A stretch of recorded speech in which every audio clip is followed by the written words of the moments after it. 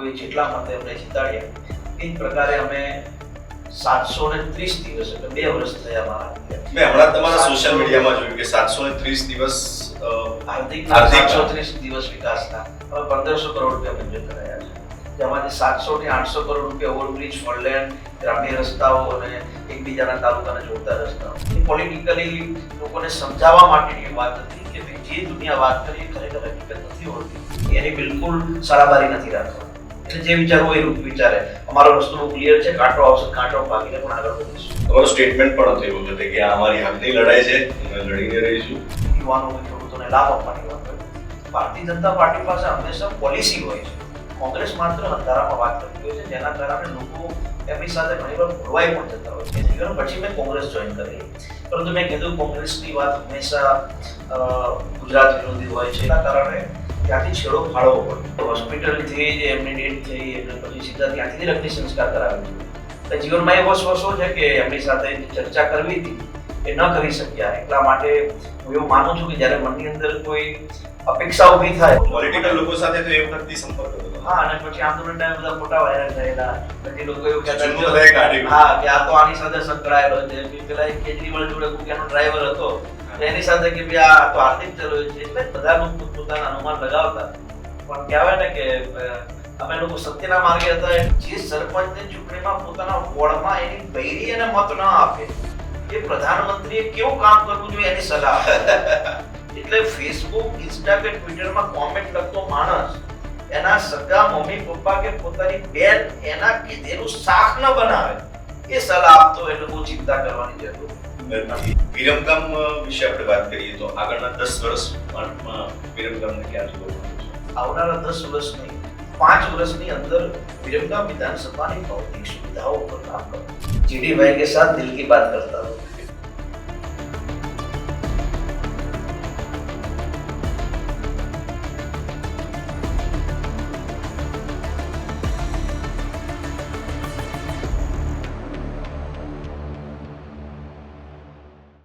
નમસ્કાર. તે જીડી ગુજરાતી શોના મહેમાન બન્યા છે આજે એક એવા વ્યક્તિ કે જેમણે કોલેજ કાળથી જ લીડરશિપનો રંગ લાગ્યો અને જે તે સમયે કોલેજમાં જનરલ સેક્રેટરી પણ બન્યા.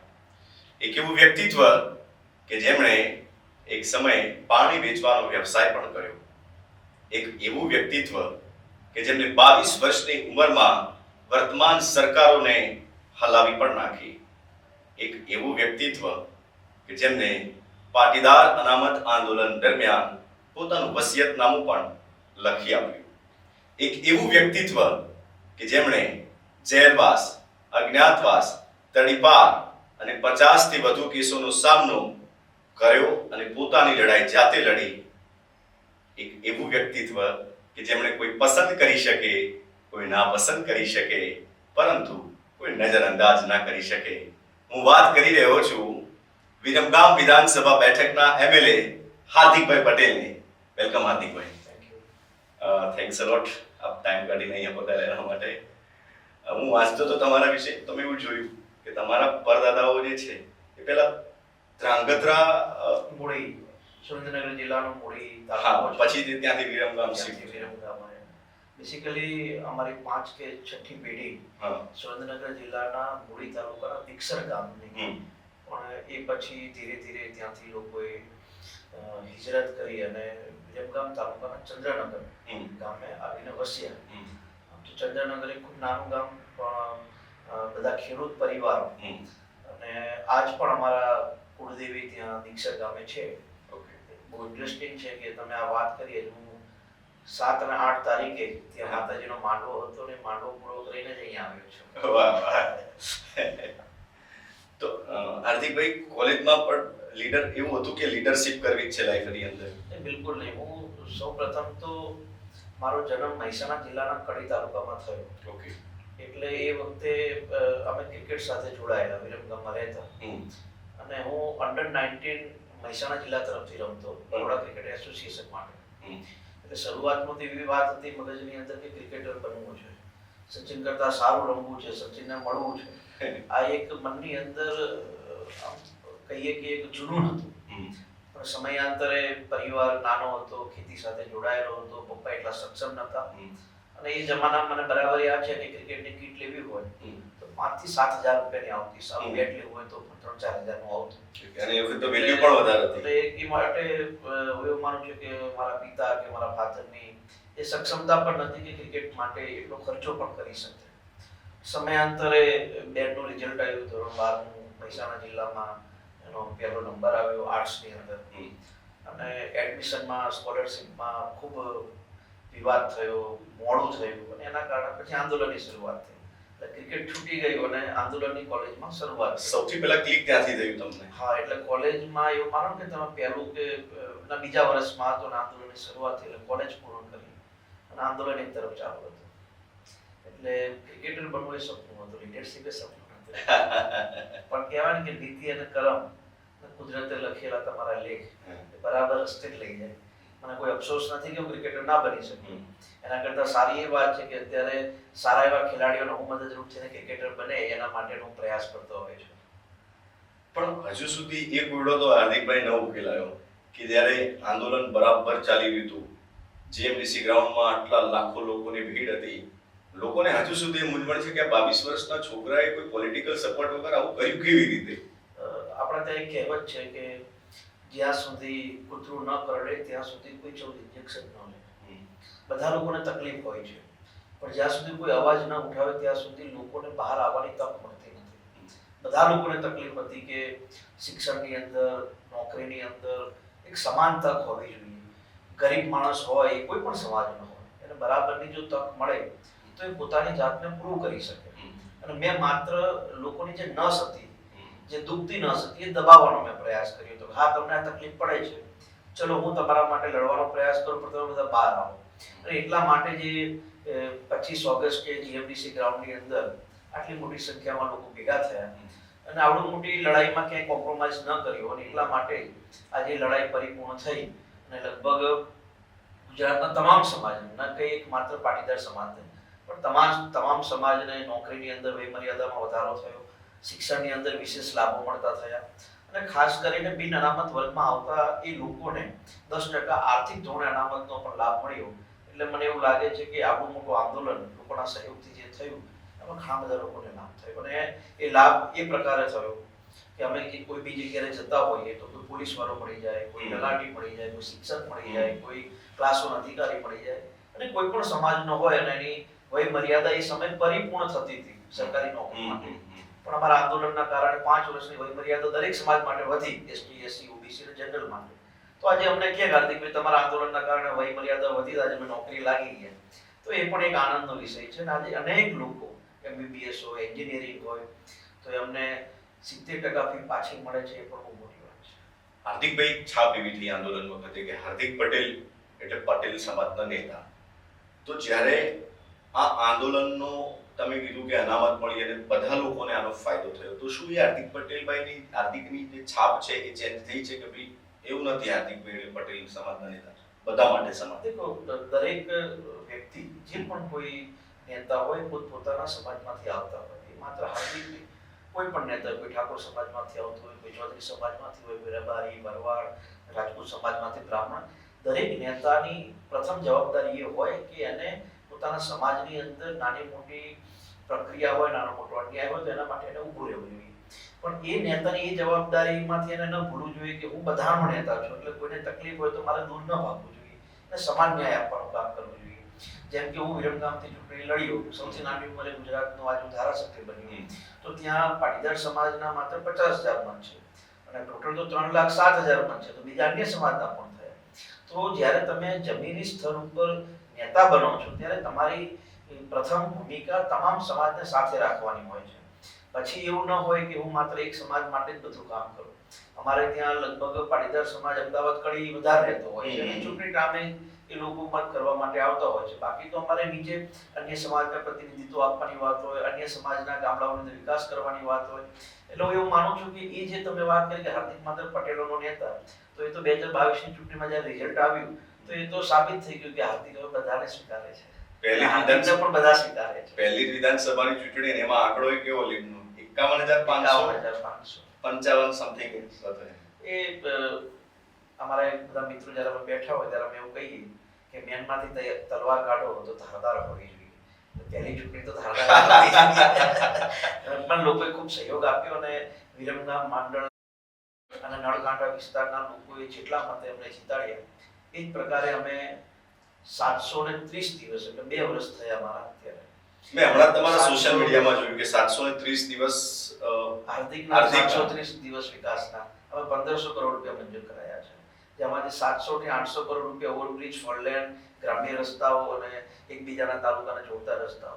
માત્ર રોડ રસ્તાઓ નહીં, પહેલી વાર એવું બન્યું હશે કે મેં ધારાસભ્ય બન્યાના માન્ય મુખ્યમંત્રી શ્રીને ઋષિકેશભાઈને વિનંતી કરી મારે કોલેજ જોતી છે તો અમને માંડલની અંદર સરકારી આર્ટ્સ કોલેજ મંજૂર કરી આપીને એનું ખાતમુહૂર્ત પણ થઈ ગયું, કામ ચાલુ છે. નવાઈની વાત એ છે કે ઘણા નેતાઓ એવું કહેતા હોય છે કે માત્ર રોડ રસ્તા ઉપર કામ કરવું નહીં, મારું એ કામ અલગ છે. રોડ રસ્તા, શિક્ષણ, આરોગ્ય, પાણી આ બધી વ્યવસ્થા ઉપર કામ કરવું જોઈએ. અને હમણાં જ માન્ય મુખ્યમંત્રી શ્રીએ દેત્રોજની અંદર 55 કરોડની 100 બેડની હોસ્પિટલ પણ મંજૂર કરી આપી છે. એટલે અમારા વિસ્તારની અંદર લોકોનો જે ભરોસો હતો એ ભરોસા ઉપર અમે ખરા ઉતર્યા. નરેન્દ્રભાઈ અને ભૂપેન્દ્રભાઈની જે વિકાસલક્ષી યોજના છે એ જમીની સ્તર પર દરેક સમાજના લોકો સુધી પહોંચે એવો અમે પ્રયાસ કરીએ છીએ. એનું નાનું ઉદાહરણ આપીએ કે હમણાં ખૂબ ભારે વરસાદ પડ્યો અને આપણે બધા જાણીએ છીએ ખેડૂતોને ખૂબ નુકસાન થયું. અમારી વિરમગામ વિધાનસભામાં છેલ્લા 10 વર્ષથી જ્યારે આવું કોઈ નુકસાન થાય તો કોઈ રજૂઆત કરવાવાળા લોકો નહોતા અને ખેડૂતોને વળતર નહોતું મળતું. પણ માન્ય મુખ્યમંત્રી શ્રીને રાઘવજીભાઈને વિનંતી કરી તો આ વખતે મારી વિધાનસભાના 32,000 ખેડૂતોને 3400 રૂપિયાથી લઈને 45,000 રૂપિયા સુધીની 161 કરોડ રૂપિયાની વળતરની સહાય આ વખતે ખેડૂતોને અપાઈ શકે.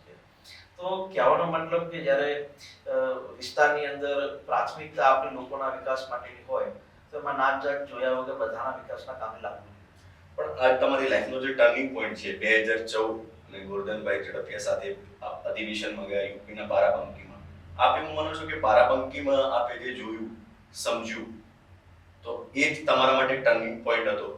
તો 2014માં નહીં પણ 2013 ની અંદર અમે લોકો કાનપુર, ઉત્તર પ્રદેશના કાનપુરમાં કુર્મી અધિવેશન હતું. એટલે ખરેખર ગુજરાતના પટેલો જે છે એ યુપી, બિહાર અને બીજા રાજ્યોમાં તમે જાઓ તો ત્યાં કુર્મી મહંતો કહેવાતા હોય છે.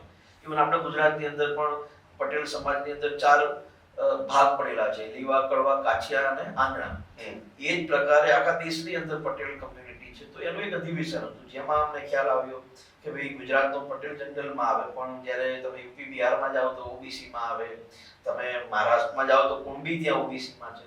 તો ત્યારથી એ મગજમાં હતું કે ભાઈ અમીર માટે કોઈ લડાઈ ન લડીએ તો ચાલે પણ ગરીબ માણસ માટે જે 2 વીઘાની જમીનમાં ખેતી કરતા હોય, કોઈ વિધવા બાઈનો દીકરો હોય જે ભણી ગણીને કંઈક બનવા માંગતો હોય પણ એ માત્ર જ્ઞાતિના કારણે તો પાછો ન રહેવો જોઈએ. એ બીજ ચોક્કસ કાનપુર ખાતે અધિવેશનથી રોપાયેલા અને ત્યારે એવી ખ્યાલ આવ્યો કે ભાઈ આપણે આપણા સમાજની અંદર જે ગરીબ વ્યક્તિ છે એને ન્યાય અપાવવા માટે લડવું તો જોઈએ. એના માટે ઉંમરનો બાધ્ય ન હોય, તમારા વિચાર સારા હોય તો લડી શકાય. ઓકે, તમે અનશન પર બેઠા હતા, પોતાનું વસિયતનામું પણ એ વખતે તમે લખી આપ્યું હતું. જ્યારે આપણે કોઈ લડાઈ લડતા હોય ને જિગ્નેશભાઈ, એટલે દુનિયા બહુ મોટી વાતો કરતી કે આને તો ફલાણા કરોડો રૂપિયા બનાવી લીધા, આને તો ફલાણું ભેગું કરી લીધું.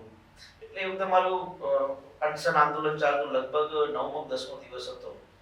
એટલે અમારા બધા મિત્રો વળતું કે હાર્દિકભાઈ આમાં તો કિડનીને નુકસાન થાય, લીવરને નુકસાન થાય, આપણે આંદોલન ન કરવું જોઈએ, એમાંય ખાસ કરીને ઉપવાસ આંદોલન તો ન જ કરવું જોઈએ, ખાઈને લડાઈ લડવું હોય તો. એટલે એ વખતે અમને એવો વિચાર આવ્યો કે આપણે વસિયત પણ લખવી છે એટલે લોકોને પણ ખ્યાલ આવે કે મારા પપ્પા પાસે શું હતું, મારી પાસે શું છે. અને એ વસિયતના આધારે અમે એ પણ સાબિત કરેલું કે ભાઈ અમે જે છીએ, જે પરિસ્થિતિમાં આવીએ છીએ એ જ પરિસ્થિતિમાં છીએ. અને વસિયત એ માત્ર એ પોલિટિકલી લોકોને સમજાવવા માટેની એક વાત હતી કે ભાઈ જે દુનિયા વાત કરે એ ખરેખર હકીકત નથી હોતી. કોઈને તમારે સમજવું હોય તો નજીકથી જાણવું જોઈએ. તમે આંદોલન દરમિયાન જે ભૂમિકામાં હતા તો સરકાર સામે આપે આકરા પ્રહારો પણ કર્યા, ફોઈપા જેવા શબ્દોનો પણ આપે પ્રયોગ કર્યો અને તમારી પર ઘણા આક્ષેપો થયા. લોકો એવું કહ્યું કે આ એક ઊભું કરેલું આંદોલન છે કે હાર્દિકભાઈ આનંદીબેનના નજીકના છે. શું આમાં વાસ્તવિકતા કઈ હતી ખરી? અમે બહુ સ્પષ્ટ રીતે એવું માનીએ છીએ કે પાટીદાર આંદોલનની પાછળ કોઈનો સહયોગ ન હતો, એ માત્ર લોકોનો સહયોગ હતો, પાટીદાર સમાજના યુવાનોનો સહયોગ હતો. સૌથી મોટી પાટીદાર સમાજની માતા બહેનોની ઇમોશનલ અમારી સાથે જોડાયેલી વાર્તાઓ હતી. આંદોલનમાં કોઈ એવું કહે કે ફલાણા નેતાએ સહયોગ આપ્યો, ફલાણા નેતાએ સહયોગ આપ્યો, ફલાણા સંગઠને સહયોગ આપ્યો, ફલાણી પાર્ટીએ સહયોગ આપ્યો તો બિલકુલ ખોટી વાત છે. મેં તમને કીધું કે ઇન્જેક્શન ત્યારે જ લેવાય જ્યારે કંઈક કડ્યું હોય, એમના કોઈ ઇન્જેક્શન ન લે. આખા ગુજરાતના પાટીદાર સમાજની આ વાત હતી અને એ વાત અમે લોકો પહોંચાડવી, અમે નિમિત્ત બન્યા. બહુ સિમ્પલ વાત છે. કોઈ પણ વસ્તુ આપણે ભગવાનને મળવું હોય તો મંદિરે જવું પડે, એવી જ રીતે અમે સમાજની વાત માટે નિમિત્ત બન્યા. એટલે અમારે આંદોલનમાં કોઈનો સહયોગ હોય એવી વાત બિલકુલ ખોટી હતી. વાત રહી માનનીય પૂર્વ મુખ્યમંત્રી આનંદીબેનની, તો આનંદીબેન અમારા માંડલ અને દેત્રોજની અંદર ચૂંટણી લડતા 1998ની એક જ વાર બેન ત્યાંથી લડ્યા ચૂંટણી, અને પછી તે મંત્રી પણ બન્યા. એટલે આનંદીબેન ત્યાં જેટલા પણ એમના માટે કામ કર્યું, એટલે એ વખતે મારા ફાધર ત્યાં ભારતીય જનતા પાર્ટીના કાર્યકર તરીકે અમારી જોડે એ વખતે કમાન્ડો જીપ હતી. એટલે આનંદીબેન જ્યારે પણ ત્યાં આવતા તો અમારી જીપની અંદર એ પ્રચાર અર્થે જતા. એટલે આનંદીબેનની એ સારી એ બાબત હતી કે જેટલા પણ કાર્યકર્તા હોય એને કાયમે રાખડી મોકલતા રક્ષાબંધન. એટલે મેં ચૂંટણીની આપણે આંદોલનની અંદર ફોઈનો શબ્દનો ઉપયોગ કરેલો. પણ બહુ ઇન્ટરેસ્ટિંગ વાત એ છે કે હું આનંદીબેનને એક જ વાર મળેલો છું, એ પણ આંદોલનમાં જ્યારે અમે બધા કન્વીનરો એમની સામે માંગ લઈને મળવા ગયા હતા ત્યારે. ત્યારબાદ હું આનંદીબેનને ક્યારે મળ્યો પણ નથી. આનંદીબેનને સાથે મારા એવા કોઈ સંબંધો પણ નથી. મારા ફાધરે કાર્યકર તરીકે આનંદીબેન સાથે કામ કરતા, અને આજે તો એ મહામહિમ રાજ્યપાલ છે, એટલે સંવિધાનિક રીતે તો મહામહિમ કહેવાય, પણ ક્યારે મારે એમની સાથે એવા વ્યક્તિગત સંબંધો નથી રહ્યા. હાર્દિકભાઈ, એવું લાગે છે કે ઘણીવાર લોકો છે ને એક પરસેપ્શન બનાવી લેતા હોય છે કોઈ વ્યક્તિને જોઈને, કે એને ન મળ્યા હોય, ન એના વિશે કશું જાણતા હોય, બસ એક દુનિયા પોતાના માઇન્ડમાં જ બનાવી લેતા હોય છે. પછી એના આધારે તે લોકો સ્ટેટમેન્ટ કરતા હોય છે. જમાનો સોશિયલ મીડિયાનો છે. સોશિયલ મીડિયાના જમાનાની અંદર સવારે શું ખાવું એ પણ લોકો હવે વોટ્સઅપથી નક્કી કરતા હોય છે. એટલે એક મારા મિત્ર સારા શાયર છે, અને ઘણીવાર અમે એ વાંચતા હોય એટલે ખ્યાલ આવે કે કહે છે ક્યારે પણ કોઈના માટે રાય અથવા વિચાર એને મળ્યા વગર ન બનાવવા જોઈએ. તમે એને મળ્યા હોય, તમે એને જાણતા હોય, તમે એને સમજતા હોય, અને પછી તમે કોઈના માટે તમારા વિચાર કોઈની જોડે આપલે કરતા હોય તો યોગ્ય છે. પણ આજે હું વિરમગામનો, પાલનપુરમાં બેઠો બેઠો કોઈ વ્યક્તિ મારા માટે એના વિચારો નક્કી કરે, હું વિરમગામનો, મારા માટે કોઈ સુરતમાં બેઠેલો વ્યક્તિ મારા માટે એના વિચાર નક્કી કરે, એ યોગ્ય નથી. તમે હા મને જાણતા હોય, તમે મારા નજીકના હોય, તમે મારી સાથે કામ કર્યું હોય, તમે મને સમજી શકતા હોય, પછી એમ કહો હાર્દિક આવો છે, તેવો છે, સારો છે, ખરાબ છે, તો એવું માનું કે ચલો યોગ્ય છે. પણ આજકાલ આ બધી વાતો ખૂબ હોય છે, અને મને તમે અહીંયા ક્રાંતિકારીઓના, મહાપુરુષોના સુવિચારો લખ્યા છે, એટલે મને બરાબર યાદ છે કે હું આંદોલનમાં કાયમ કહેતો કે જો બદનામીના ડરથી ગાંધીજી અને સરદાર પટેલ ઘરે બેસી ગયા હોય તો આજ પણ આપણે અંગ્રેજોની ગુલામી કરતા. એટલે દુનિયા શું બોલે છે એની ઉપર બહુ ચિંતા કરવાની જરૂર નથી. એક બહુ સારી એવી વાત છે કે દુનિયાની અંદર કહેવાવાળા લોકો તમારા વિશે બધું જ બોલશે, અને આ બધી બાબતે જો તમે ચિંતા કરો તો તમે ઘરમાં પણ ન રહી શકો. કેમ કે તમારા ઘરની બહાર જાઓ એટલે માણસ ઉભો જોઈએ તમારા માટે વિચારો નક્કી કરવા વાળો. એટલે દુનિયા શું બોલે છે એની ચિંતા હું માનું છું ના કરવી જોઈએ. લોકો શું વિચારે છે એ આપણે વિચારવાનું. ઘણા લોકોને એવું હોય કે ભાઈ અમે આવું તારા માટે વિચારીએ છીએ તો તું પણ અમારા માટે આવું વિચાર. એવું નક્કી ન થાય. હા, અમે જિદ્દી છીએ, અમારું આંદોલન જિદ્દના કારણે જ આ સફળ થયું છે. એટલે અમે જિદ્દી છીએ, કોઈ અમારા માટે વિચારશે તો અમે એની બિલકુલ સારાબારી નથી રાખવાના. એટલે જે વિચારવું એ વિચારે. અમારો રસ્તો બહુ ક્લિયર છે, કાંટો આવશે કાંટો ભાગીને પણ આગળ વધીશું. તમારો સ્ટેટમેન્ટ પણ હતો એ વખતે કે આ અમારી હકની લડાઈ છે, અમે લડીને રહીશું, અને ન્યાય નહીં મળે તો અમે છીનવીને પણ રહીશું. એ બહુ વાયરલ થયું. આંદોલન તો એવું જ હોય. આંદોલન તો જળ બુદ્ધિથી ન ચાલે. આંદોલનમાં તમે ડિપ્લોમેટિક બનવા જાવ તો આંદોલન સફળ ના થાય. બે દાડામાં આંદોલન પતી જાય. જળ બનવું પડે. આ કોઈ પણ લડાઈ લડવી હોય ને, મને બરાબર યાદ છે, હું પહેલા પણ કહેતો, અત્યારે મારા ફાધર મારી હયાતીમાં નથી, પણ હું જ્યારે સવારમાં રવિવાર હોય ને હું નહીં લીધું હોય મેં, અને હું ફ્રેશ થઈને પેપર વાંચતો હોય, મારા ફાધર મને એવું કહે બેટા જીભ ધોવાની છે. હું ના પડું પપ્પા, અત્યારે તમારે મને પહેલા કેવું જોઈતું હતું તો કે કેમ હું નહીં લીધું છે, મેં કપડાં પહેરી લીધા છે વ્યવસ્થિત, પછી હું જીભ ધોઈશ તો મારા કપડાં પણ ખરાબ થશે, મારે ફરીથી નાવું પડે. તો હું હંમેશા સાચી વાતમાં કોઈની પણ માનતો નથી. સાચું હોય સાચું જ કરવાનું, એટલે આંદોલન સફળ થઈ ગઈ. હાર્દિકભાઈ, એક સવાલ કરી દઉં કે એ વખતે ટીવી મીડિયા ઇન્ડસ્ટ્રીમાં બહુ ચાલ્યું કે ભાઈ બરાબર આંદોલન ચાલ્યું, એ વચ્ચે રાહુલ ગાંધી હાર્દિક સાથે બેઠક કરી. સાચું ખોટું આપણે જાણતા નથી, પણ શું એવું ખરેખર થયું ને થયું તો એ વખતે રાહુલ ગાંધીનું શું કઈ ઓફર હતી કે શું વાતચીત થઈ? જ્યારે આંદોલન ચાલતું ત્યારે અમારી વાત બહુ ક્લિયર હતી કે ભાઈ પાટીદાર ન્યાય માટે કોણ પોતાની વાત મૂકશે? કેમ કે એ વખતે ભારતીય જનતા પાર્ટી અને કોંગ્રેસ 2017માં ચૂંટણી લડતી. એ વખતે કોંગ્રેસના નેતા રાહુલ ગાંધી ગુજરાત આવેલા અને એને એવું કીધેલું કે પાટીદાર સમાજને ન્યાય આપવા માટે અમે કામ કરીશું. એટલે મને એમને મળવા બોલાવેલો, હું એમને મળેલો, પણ ખોટી વાત નથી. એમને મળેલો, એમની જોડે વાત જાણી, પણ એમની વાતને કોઈ ક્લિયરિટી નથી. એ વખતે આંદોલન એ પ્રકારનું હતું કે અમારી લડાઈ સત્તા સામે હતી, એટલે ના છૂટકે એ વખતે વિપક્ષને મદદરૂપ થવાનું જ કામ થયું. પણ પછી પણ આપણે જોયું હશે 2017 પછી ભારતીય જનતા પાર્ટીની 99 સીટ આવી, કોંગ્રેસની 80 સીટ આવી, પણ કોંગ્રેસે ક્યારેય પણ વિધાનસભાની અંદર પાટીદાર સમાજને ન્યાય મળે એના માટેની કોઈ વાત જ ક્યારેય નથી કરી. એટલે હું એવું માનું છું કે જે કોંગ્રેસ સાથેનું 1.25 વર્ષ 1.5 વર્ષનું જોડાણ હતું એની ક્યાંક ને ક્યાંક મને વ્યક્તિગત રીતે ખૂબ નુકસાન પણ કર્યું. કારણ કે એમાં ભારતીય જનતા પાર્ટીએ માન્ય નરેન્દ્રભાઈએ જ્યારે લોકસભાની અંદર 10% આર્થિક ધોરણે અનામતનું બિલ મૂક્યું અને પાસ થયું, અને પછી એ રાજ્યસભામાં આવ્યું અને એ ત્યાં પણ પાસ થયું. એટલે હું એવું માનું છું કે કોઈ પણ પરિસ્થિતિમાં સમાધાન કાઢવાનો જો કોઈ બેસ્ટ રસ્તો હોય તો ભારતીય જનતા પાર્ટી પાસે જ હોય છે.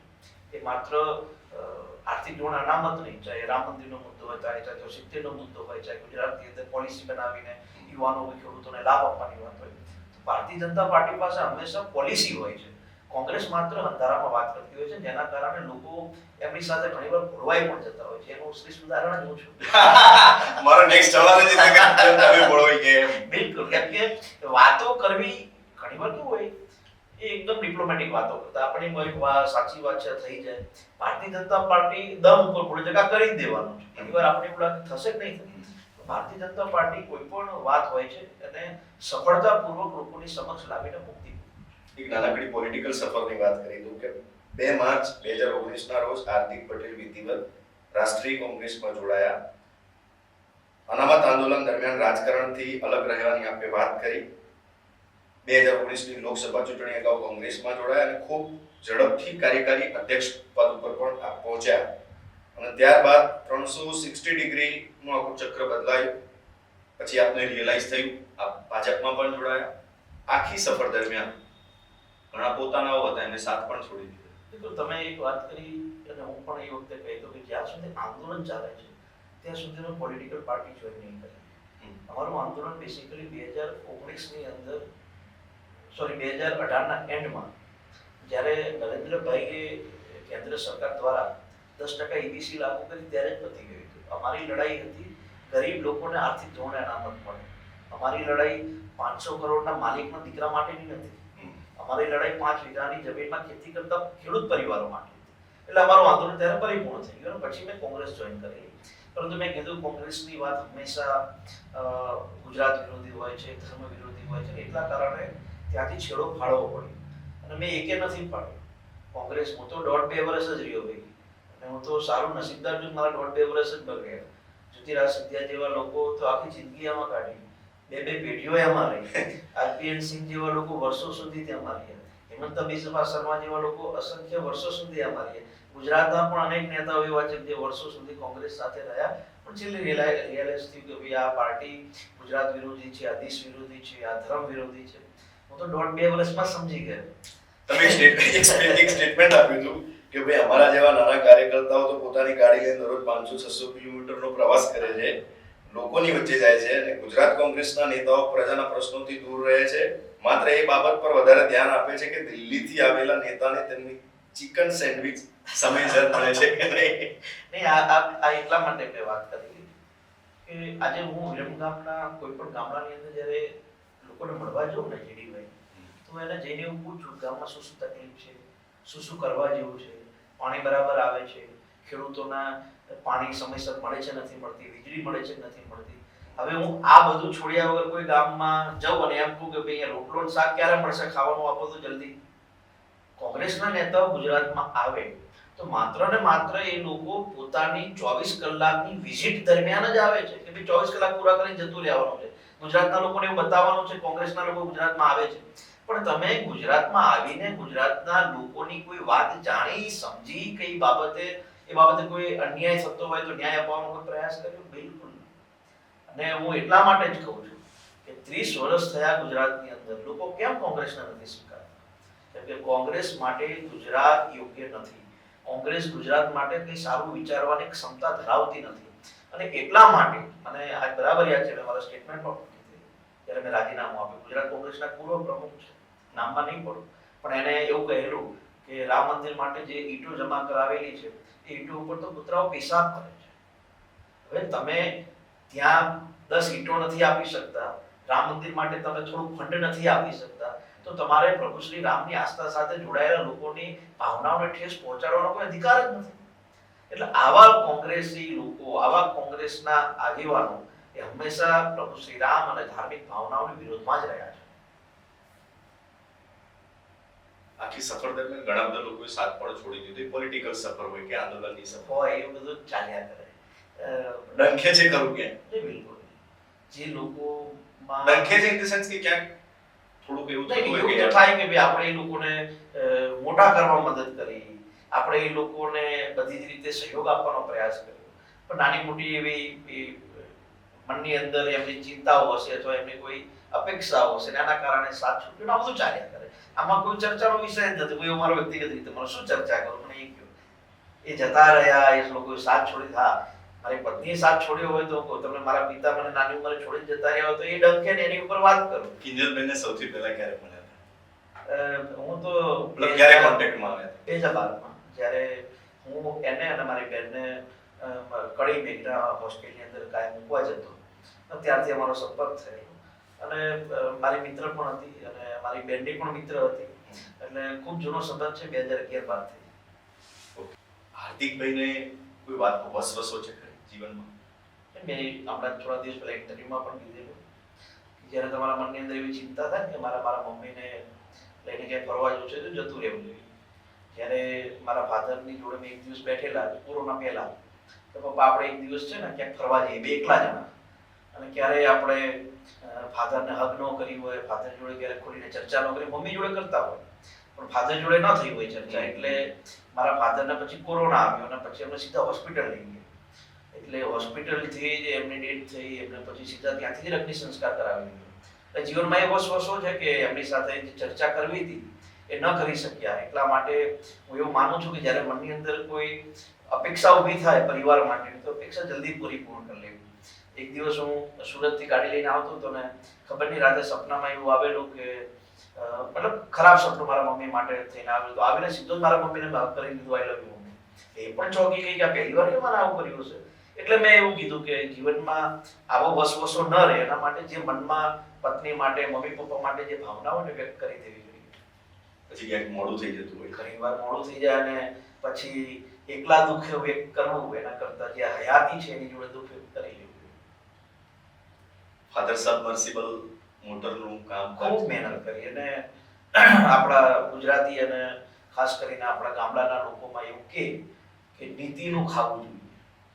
અને મારા ફાધરે હંમેશા એ વખતે તો નર્મદાના જળ નતા આવ્યા, એટલે એ વખતે બોરો હતા સરસ. એટલે રાતે મોટર પડી જાય એટલે ખેડૂતો તત્કાલ ફોન કરતા કે ભરતભાઈ અમારી બોરની મોટર પડી ગઈ, તમે તત્કાલ આવવું પડશે. એટલે મારા ફાધર રાત્રે મજૂર ન હોય તો જાતે જ હતા અને એ ખેડૂતને એના દીકરાને બોલાવીને આખી એ વખતે ઘોડીઓ મુકાતી પાઇપો અને ચેન કપ્પો હોય અને એનાથી મોટર કાઢતા. રાતોરાત ખેડૂત બિચારો વખતે મહેસાણા એક જ જગ્યાએ સબમર્સિબલ પંપની કામ થતું. એટલે રાતે ખેડૂત ત્યાં જાય, 2-3 કલાકમાં પાછો લઈને આવે. એટલે મને બરાબર યાદ છે જ્યારે હું નાનો હતો ત્યારે એ 2-4 વર્ષ તો મારા ફાધર 48 કલાક બોરની મોટરો કાઢવા જતા અને એની નીતિનું આજે અમે લોકો ખાઈ ગયા છે. કોઈ એવું કહેતું હોય ને કે આ બધું આંદોલનથી છે, આ બધું કમાઈને નહીં, આ તો મારા બાપાની અને મારા દાદાની નીતિ છે ને એટલે આજે અહીંયા હું બેઠો છું ને તમે મારો ઇન્ટરવ્યુ કરો છો. મારા બાપાની અને મારા દાદાની નીતિઓ સારી હતી, મારા મમ્મીની નીતિઓ સારી હતી ને આજે એટલું ધારાસભ્ય કર્યો છે. એટલે નીતિ સારી હોય ને તો બધું. પિતાની કહેલી કોઈ એવી વાત છે કે તમે આખી લાઈફ ભૂલી ન શકો? નીતિ મારા ફાધર વાતે એવું કે અમે કદાચ ક્યાંક મને ક્રિકેટ રમવાનો શોખ, એટલે ઘણી વાર ઘરે જ જૂઠું બોલીને ક્રિકેટ રમવા જતો. એટલે મારા પપ્પાને જૂઠું બોલવા ઉપર ભયંકર એમને નફરત. એટલે મને કહે તમે જૂઠું બોલો છો ને આનાથી નીતિ નારાજ થાય. એટલે એ વખતે નીતિ શું આ બધી ખબર પડતી નહીં, કર્મ શું એ ખબર ન પડતી. પણ જ્યારે સમજણા થઈ ત્યારે એક વાત એમને કીધી, નીતિ અને કર્મ સારા હોય ને તો 7 ભાવ સુખી થવાય. અને આજે હું એવું માનું છું કે આપણા નીતિ અને કર્મને અમે જાળવી રાખ્યું. હું ગાડી લઈને જતો હોય ને કદાચ ખિસકોલી પણ ટાયર નીચે આવી જાય ને મરી જાય તો ઘરે જઈને ખાવું પણ ના પડે, કેમ કે નીતિ સાથે જોડાયેલા છે. કોઈનું નુકસાન કરી દેવું, મને બરાબર યાદ છે, થોડા દિવસ પહેલા જ અમારા ગામના એક ભાઈ આવેલા, કાર્તિકભાઈ મારા પૈસાની ખૂબ જરૂર છે, મારી આ જમીન છે 2 વીઘા, મારે ગમે તેમ કરી વેચી દેવી પડશે અને મારા પૈસાની જરૂર છે, તો તમારું સેટિંગ કરાવી આપો. જો મારી નીતિમાં ખોટ હોય તો હું જ કે લાય તારી જમીન સસ્તી હું લઈ લઉં, પણ આવું બોલવા જતાં મને ડર લાગતો હતો. મારી નીતિ અને કર્મ જો કદાચ ખરાબ થશે ને મને નુકસાન થશે તો મેં હાથ જોડીને વિનંતી કરી, મેં તો હું તને કોઈ સારા માણસને મળાવી આપું, તું એની જોડે વાત કરજે, પણ મને આ બધામાંથી હું દૂર રાખ. એટલે હું હંમેશા નીતિ અને કર્મને હંમેશા મહત્વ આપું છું અને બિલકુલ કોઈનું ખોટું ના થાય એનો ચોક્કસ પ્રયાસ. પાણી વેચવાનો વ્યવસાય કર્યો એ વખતે શું ચાલતું હતું મગજ? એ તો મારા એક મિત્ર હતો જયેન્દ્ર કરીને, વિરમગામના બાજુના ઉખલોડ ગામનો, એના અમે 2 સારા મિત્રો અને સામાજિક કામોમાં જોડાયેલા. મને એને કીધું કે એક ભાઈનો મિનરલ વોટરના પાણીનો બિઝનેસ છે ને વેચવાનો છે, તો આપણે લઈને કરીએ. એ વખતે જો કોલેજ ચાલતી એટલે આપણે એવું, કેમ કે પપ્પા રોજ 100 રૂપિયા વાપરવા ના આપે, એમ એના માટે કિંમતમાં હતું ને, એટલે મેં કીધું ચલો એક કામ કરીએ, આપણે 2 કરી આવ્યા, જે કંઈ પૈસા મળશે તો એમાં આપણા ખર્ચા પાણીમાં નીકળશે. અને મેં એ વખતે શરૂઆત કરેલી, પણ કહેવાય ને ખેતીના માણસ છીએ એટલે એની સાથે સેટ જ. આમ તો બધા એવું કે ગુજરાતી વ્યાપારનો માણસ અને પટેલો તો વ્યાપાર સાથે જોડાયેલા નહીં, પણ આપણે વેપાર એ બિઝનેસ સેટ જ ના થયો. મેં 1.25 વર્ષ કર્યું અને બંનેને 1.25 વર્ષમાં કે 40-50 હજાર રૂપિયા મળ્યા હશે 1.25 વર્ષના, પણ એ રકમ પણ મોટી હતી. પણ પછી એ બિઝનેસ હતો હવે બીજા કોઈને આપી દીધો અને પછી સીધું મારું આંદોલન ચાલુ થઈ ગયું. સમાજ સેવાની ભાવના આપનામાં પહેલેથી જ હતી, કારણ કે જે પ્રમાણે મેં વાંચ્યું આપ એસપીજી ગ્રુપમાં જોડાયા. 2019 થી, આમ તો 2018 થી એસપીજી સાથે જોડાયેલો. સરદાર પટેલ ગ્રુપ એ મહેસાણામાં ચાલતું એક સંગઠન હતું, સમાજ સેવાના ભાવ સાથે, 2 દીકરીઓની સુરક્ષાના ભાવ સાથે ચાલતું. અને હું એ વખતે લાલજીભાઈના સંપર્કમાં આવેલો અને અમે લોકોએ આંદોલનની શરૂઆત પહેલા લગભગ 2-2.5 વર્ષ પહેલા એસપીજીનો વિરમગામનો પ્રમુખ બન્યો, પછી અમદાવાદ જિલ્લાનો પ્રમુખ બન્યો અને સતત એસપીજી આખા ગુજરાતમાં કેમ પ્રસરે એના માટેના પ્રયાસ કરતો. ખૂબ સારું સંગઠન હતું. પછી સમયાંતરે એમાં ભાગ પડી ગયા. અને એનું શું કારણ હોઈ શકે હાર્દિકભાઈ? કારણ કે નીકળ્યા તો સમાજની સેવા કરવા માટે. બેસિકલી છે ને, અમને ખ્યાલ છે કે એસપીજી બેસિકલી ત્યાંના લોકલ નેતાઓ સાથે જોડાયેલું સંગઠન. કેમ કે હું એવું માનું છું કોઈ પણ સામાજિક સેવા કરવી હોય તો એમાં સ્થાનિક નેતાઓનો સહયોગ જોઈએ. પણ એ વખતે આંદોલન હતું એટલે લોકલ નેતાઓનો એ ગમતું ન હતું કે આંદોલન ન કરવું જોઈએ, એટલા માટે ભાગ પડેલા, બીજું કોઈ કારણ નથી. એવું તો નહોતું ને કે હાર્દિક પટેલ નહીં, લાલજીભાઈ ખૂબ સારા માણસ. એસપીજીની આખી ટીમ ખૂબ સારી ટીમ છે. આખા ગુજરાતમાં અમે લોકો બધાને ઓળખતો, બધાને અમે તો વિરમગામ કાર્યક્રમોમાં મેં 3-4 કાર્યક્રમ કરેલા, આખા ગુજરાતના નેતાઓ હું ત્યાં બોલાવતો. એ વખતે રૂપાલા સાહેબને આમંત્રણ આપેલું, એ વખતે ગોરધનભાઈને મેં આમંત્રણ આપેલું, રજનીભાઈને આમંત્રણ આપેલું, વિઠ્ઠલભાઈ, સ્વર્ગીય વિઠ્ઠલભાઈ વખતે હયાત હતા, હું એમને રોલ મોડેલ હંમેશા માનતો, કેમ કે ખેડૂતો માટે લડનાર માણસ હતો, તો એમને પણ હું કાંઈ આમંત્રણ આપતો. પણ એ વખતે કહેવાય ને કે તેના સ્થાનિક નેતાઓ આ બધાને ના પાડી દેતા કે ભાઈ આમના ત્યાં ના આવતા કાર્યક્રમમાં. મૂળ બીજ ત્યાંથી રોપાયા. બાકી અમે કીધું હું ભારતીય જનતા પાર્ટીના કાર્યકર્તા, મારા ફાધર વીએચપી બજરંગ સાથે જોડાયેલા. એસપીજીમાં હતા ત્યારથી જ આપણે પૂર્વ મુખ્યમંત્રી કેશુભાઈ પટેલ સાથે કોન્ટેક્ટમાં હતા. હા, મેં ગોરધનભાઈ સાથે બધા સાથે કોન્ટેક્ટમાં, કેમ કે હું કહું છું પોલિટિકલ લોકો સાથે તો એ વખતથી સંપર્ક હતો. હા, અને પછી આંદોલનના બધા ફોટા વાયરલ થયેલા.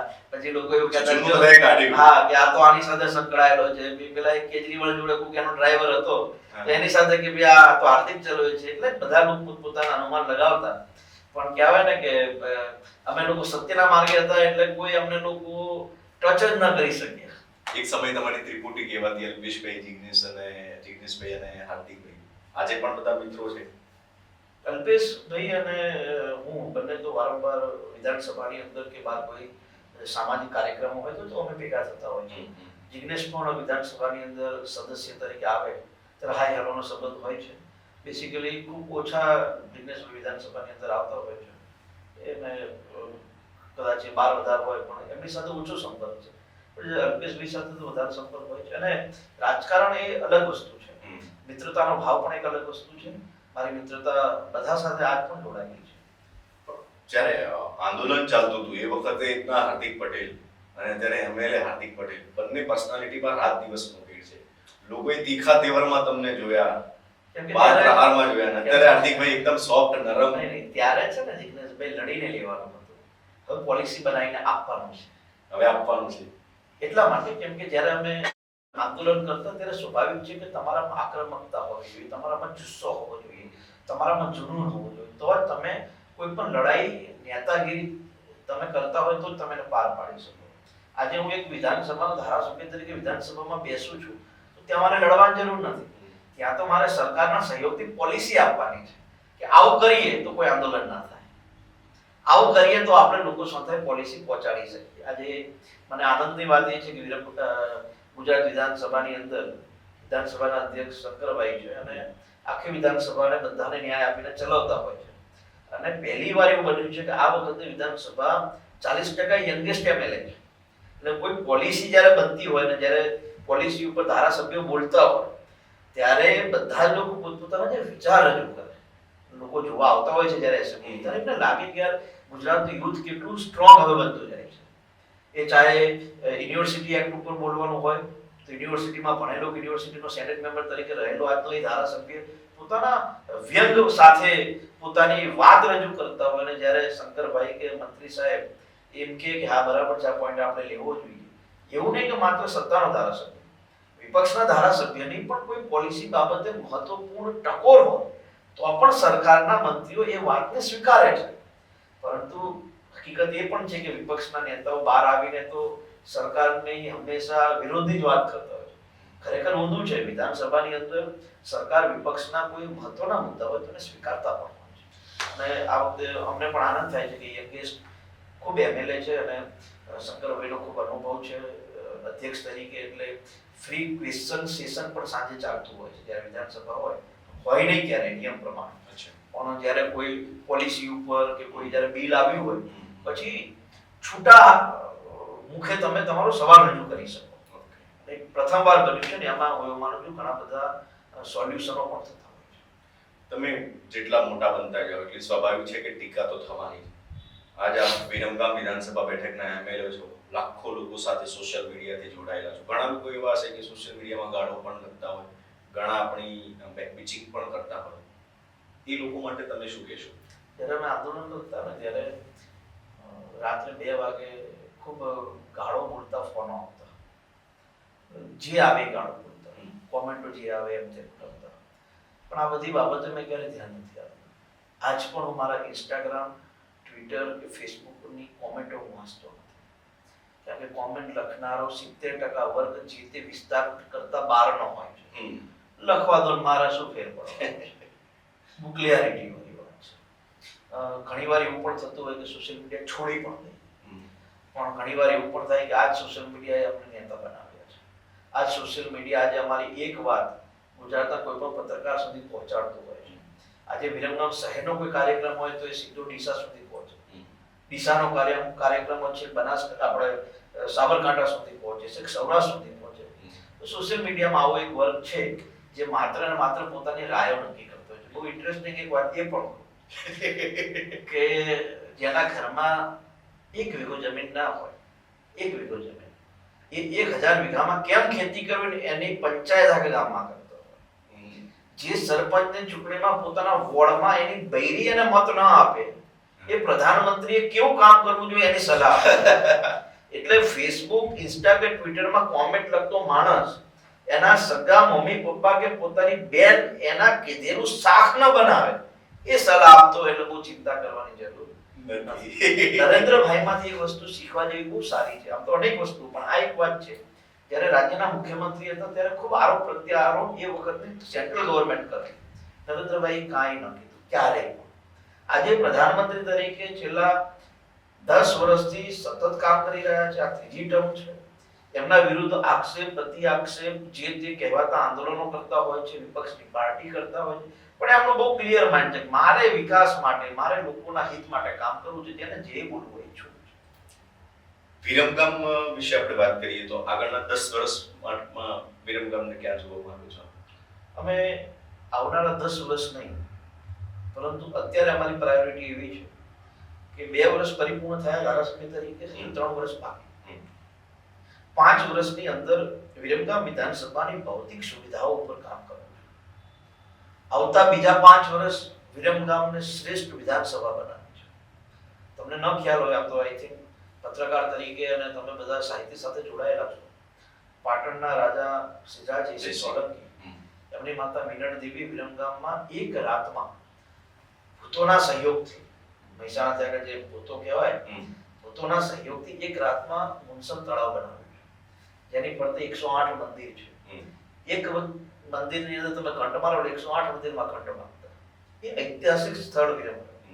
તો વિરમગામના એ તળાવનું ડેવલપમેન્ટ થાય અને એક કોરિડોર બની રહ્યો છે માન્ય નરેન્દ્રભાઈના વિઝન ઉપર કે કોઈ વ્યક્તિ અમદાવાદ ઉતરે તો અહીંયાથી એ ધોરાજી જાય, પેલા ધરોઈ ડેમ જાય, ધરોઈ ડેમથી અંબાજી જાય, અંબાજીથી મોઢેરા સૂર્ય મંદિર જાય અથવા પાટણ રાણકી વાવ જાય, બહુચરાજી આવે, એ વિરમગામ મુનસર તળાવ આવે, ત્યાંથી નળ સરોવર જાય, ત્યાંથી ધોલેરા જાય, ત્યાંથી સાણંદ જે પૂર્વ શૈલીઓના જે પુરાતત્વ વિભાગ જે ત્યાં મળ્યું છે લોથલ થઈને અમદાવાદ આવે, એ પ્રકારનો આપણે કોરિડોર બની ગયો છે. અને આમાં વિરમગામની અંદર બે ઐતિહાસિક વસ્તુઓ છે, એ છે મુનસન, એક નળ સરોવર.